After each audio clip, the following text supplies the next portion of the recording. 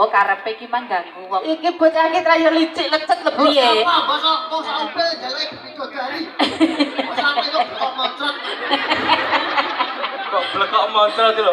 Ngono kuwi sesuai amal ibadah. Lho. Ngono lho. Sapa wong sing gelem rekoso bakal urip mulya. Ngono. Tonggoku rekoso. Nyapa? Kae mabuk. Kowe iki kok karemu dhewe iki nek meri yo kae wong ning kono ya sik loro sing ngurung. Lah, aku tanya kok.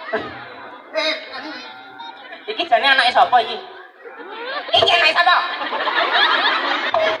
ada Pak. Alah melu nindung.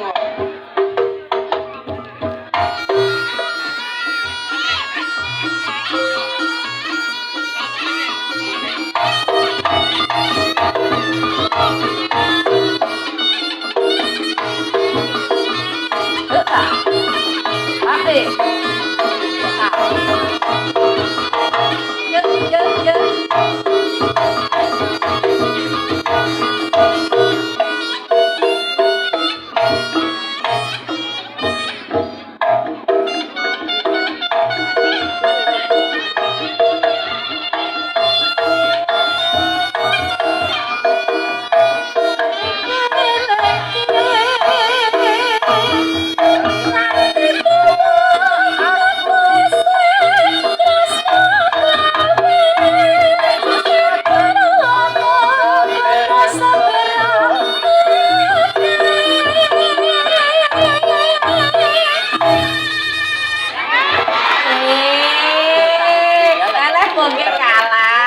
Iya yo wis pinter jabel. Diatur iki kae. Marah-marah ngene iki sama edukasi.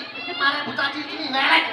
Awak dhewe seniman di YouTube. Iya ya tak. Kalau mikirnya dadar demak-demok. Iya ya sesuk tak omongane.